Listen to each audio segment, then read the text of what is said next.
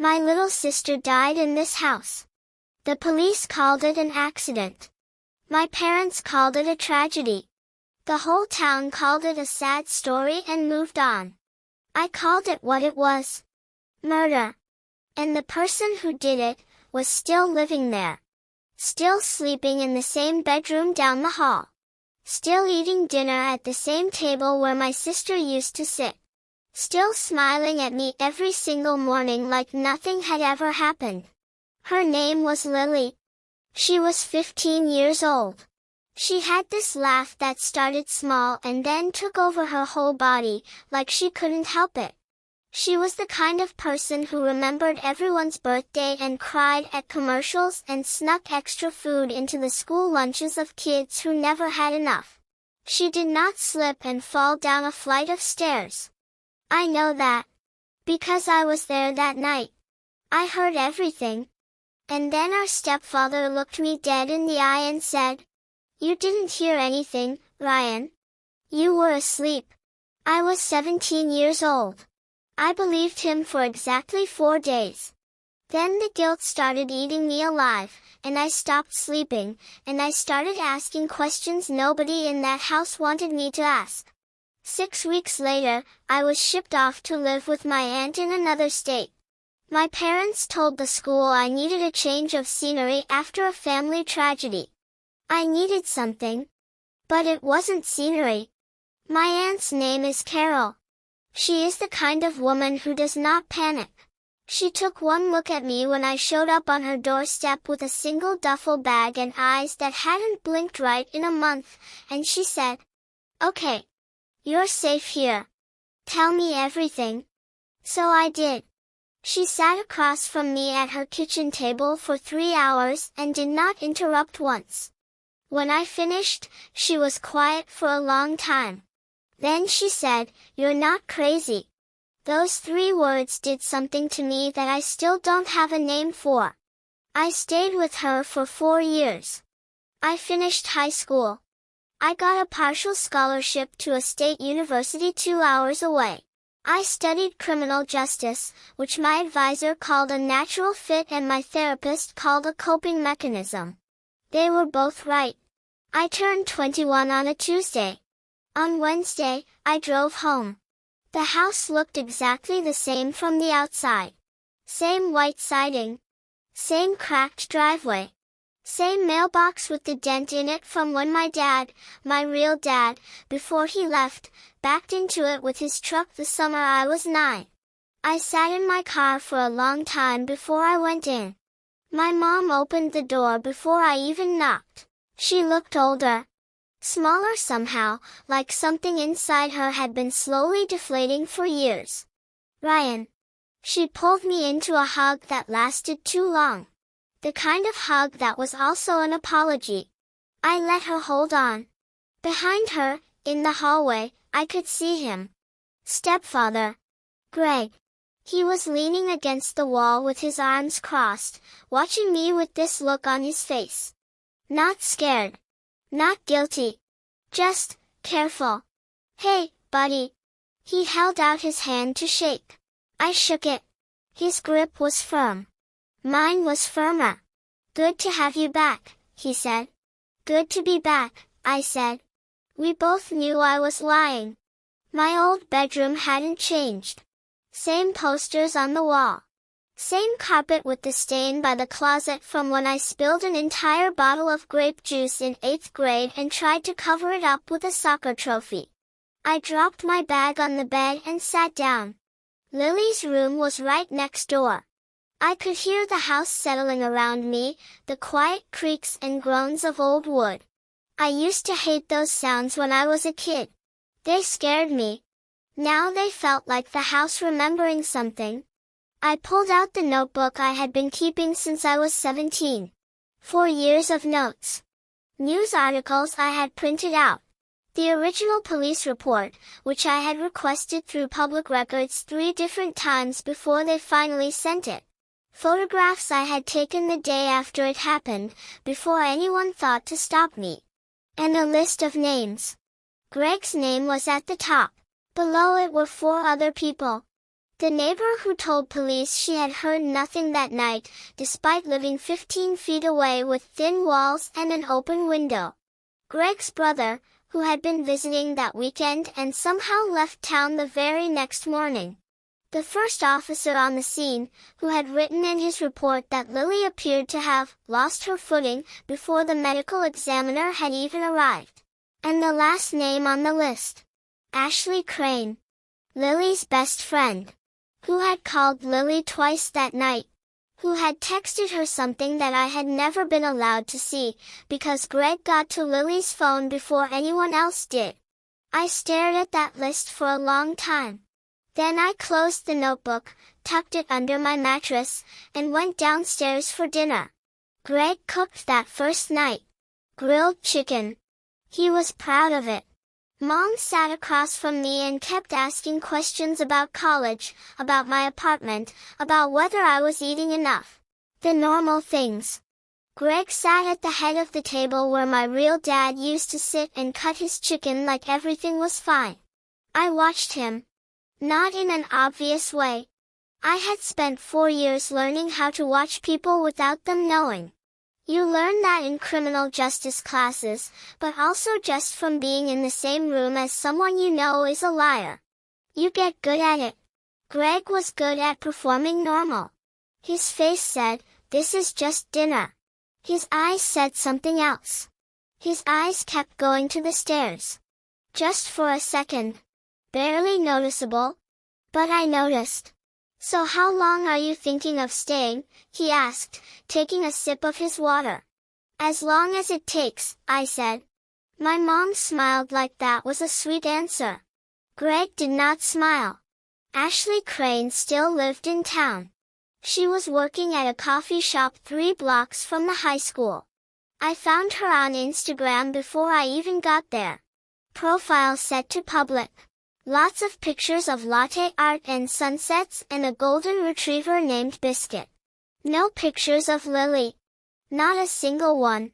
4 years ago, Lily had been Ashley's best friend. They had spent every weekend together since 6th grade.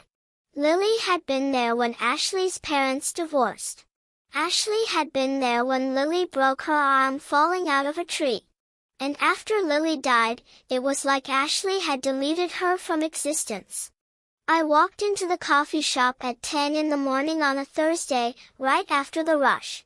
She was wiping down the counter when I came in. She looked up, and I watched the color drain out of her face like someone had pulled a plug. She knew who I was immediately. "Ryan." Her voice was barely there. "Hey, Ashley."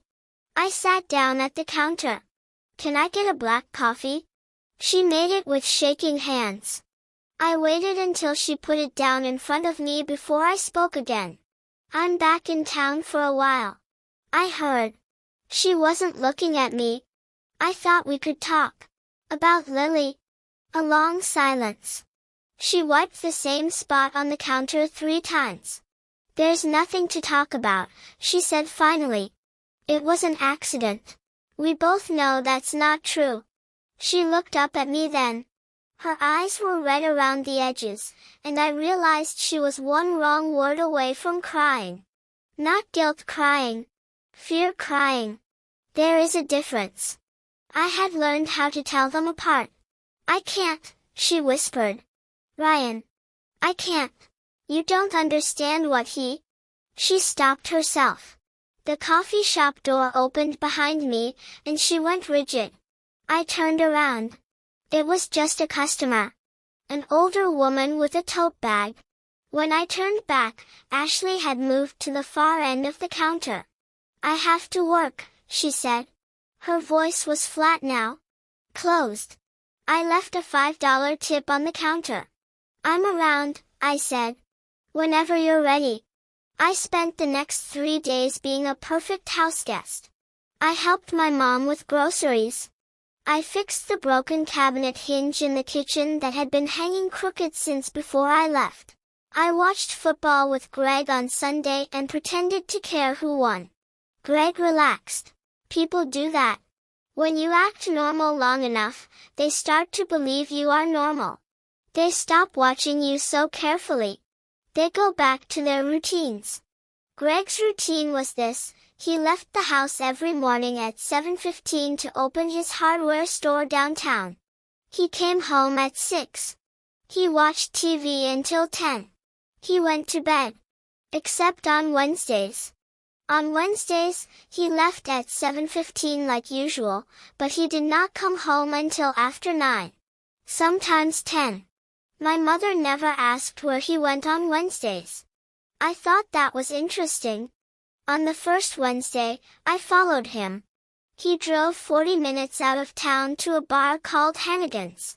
It was the kind of place that did not put its name on the outside, just a neon beer sign in the window. He went inside and stayed for 2 hours. When he came out, he was with a man I recognized. Greg's brother. Dennis. The one who had been visiting the weekend Lily died. The one who left the next morning. The one I had not been able to find for 4 years. He was living 40 minutes away. I sat in my car in the parking lot and watched them say goodbye in the way men do when they are sharing a secret. One hand on the shoulder. Eye contact that said, "We're okay, nobody knows." Nobody had known. Until now. I went back to Ashley the next day. This time I did not sit at the counter. I waited outside until her shift ended at 2 and fell into step beside her on the sidewalk. She startled. "Just walk," I said quietly. "I'm not going to do anything. I just want you to listen." She walked. I talked. "I know you're scared of him. I know he said something to you.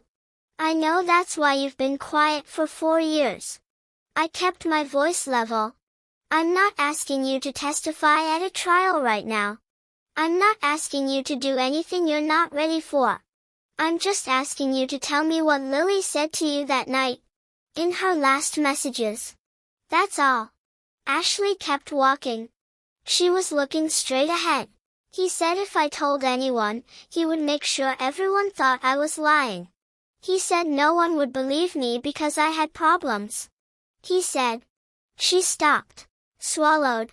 "He said he knew people. He was 17 years older than my mom and he had already done it once before." Ashley stopped walking. She turned to look at me. "What do you mean, once before?" I had done my research.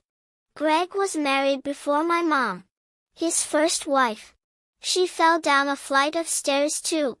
The air went out of Ashley slowly, like she had been holding her breath for 4 years and finally stopped.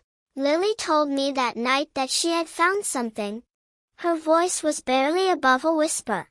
"Some papers. In a box in his closet. About his first wife. She was scared.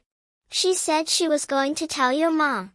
She never got the chance," I said. Ashley pressed her hand over her mouth. The tears came then. The real ones, the kind you have been holding back so long they come out ugly and uncontrolled. I stood on the sidewalk with her and let her cry. I did not tell her it was okay. It was not okay. But it was finally real. For both of us. When she was done, she wiped her face with the sleeve of her jacket and looked at me. "What are you going to do?" "I'm going to end it," I said. The papers Lily had found were still in that house. I knew they had to be. Greg was not smart enough to be careful. He was smart enough to be intimidating, which is a different thing entirely. He had used fear so well for so long that he had stopped worrying about evidence. That was his mistake. I waited until he was at work. I told my mom I was going to take a nap. I waited until I heard her car leave for her book club. Then I went to his closet. The box was on the top shelf, behind a row of old sweaters. Inside was a folded envelope with a name on it. Linda Harlow. Greg's first wife. Inside the envelope were documents from a civil lawsuit, filed by Linda's sister, alleging that Linda's death had not been an accident. The lawsuit had been dropped. Settlements do that. There was also a photograph. Linda, maybe 30 years old. She looked happy in the picture. She looked like someone who trusted the person behind the camera. I stood in that closet for a long time. Then I took the documents, photographed every single page, put them back exactly where I had found them, and sent the photos to 3 places: my email, my Aunt Carol's email, and a folder in a cloud account I had created under a fake name. I also sent them to a journalist. Not just any journalist. A woman named Dana Marsh, who had spent the last 6 years covering domestic violence cases for a regional news network. I had been following her work for 2 years. I had found her email on her public profile page. I sent her everything. The documents. The police report. The timeline I had built over 4 years. Ashley's name and number, with Ashley's permission. Then I sat down at the kitchen table and waited. It took 11 days. Dana Marsh called me on a Tuesday evening while I was helping my mom fold laundry. "I've been doing some digging," she said. "I'd like to meet with you." "When?" I said. "Tomorrow," she said. "And bring your notebook." Greg figured out something was wrong before the story ran. I am not sure how. Maybe it was the way I had started looking at him. Maybe it was the call Dana had made to his hardware store, asking for comment. Maybe it was just the instinct of a man who had gotten away with things for a long time and could feel the ground shifting under his feet. He found me in the backyard on a Thursday night. It was late. My mom was already asleep. He stood at the back door and looked at me for a moment before he came outside. Then he sat down in the lawn chair across from me, and for a while neither of us said anything. The night was quiet. Crickets. A distant car somewhere down the road. "You've been busy," he said finally. "I have," I said. "You think you found something?" "I know I found something." He leaned forward. His face was calm in the way that a very cold thing is calm. Still. Like it had forgotten how to move. "You were 17 years old," he said. "And you were asleep." "That's what it said in your statement." "I was scared," I said. "And I was 17. I'm not scared anymore." His jaw tightened. "Ryan, think about what you're doing to this family." "I am thinking about it," I said. "I've been thinking about nothing else for 4 years." He stood up. I did not move. "If you do this," he said, "your mother will never forgive you." "My mother," I said slowly, "deserves to know who she is sleeping next to." Something shifted behind his eyes. The calm thing cracked. Just for a second. Then he went back inside. I sat in the backyard until the sun came up. The story ran on a Friday. By noon, it had been picked up by 2 national outlets. By 3 in the afternoon, there were detectives at the hardware store. My mom called me from the bedroom. She had locked the door. Her voice was shaking so badly she could barely get the words out. "Ryan, is it true?" I went upstairs. I sat outside her bedroom door on the floor. And I told her everything. Not just the night Lily died.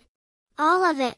4 years of everything I had found, everything I had kept, everything I had spent my whole adult life building toward this moment. She was quiet for a long time after I finished. Then I heard her crying. Not the scared kind. Not the shocked kind. The broken open kind. The kind that only comes when the thing you refuse to believe for years finally becomes impossible to refuse. I leaned my back against her door and listened to her, and I did not try to stop her, because she had earned those tears. She had been lied to for years by a man she had trusted with her children. That deserves crying. After a while, the crying stopped. The door opened. She sat down on the floor next to me. We were both sitting in the hallway with our backs against the wall like 2 kids who had gotten in trouble. She took my hand. "I'm sorry," she said. "You didn't know," I said. "I should have looked harder." "He made sure you wouldn't," I said. "That's what people like him do. That's the whole point." She squeezed my hand. We sat there in the hallway for a long time, not saying anything. The afternoon light came through the window at the end of the hall and fell across the carpet, warm and quiet. Lily's door was still closed. But it didn't feel as heavy as it used to. Greg was arrested on a Saturday. His brother Dennis was brought in for questioning 3 days later. By the end of the month, investigators had reopened the case of Linda Harlow's death in another county. Ashley gave a recorded statement. It took her 2 hours. When it was done, she called me. I should have talked sooner, she said. You were a kid, I said. You were scared. I understand.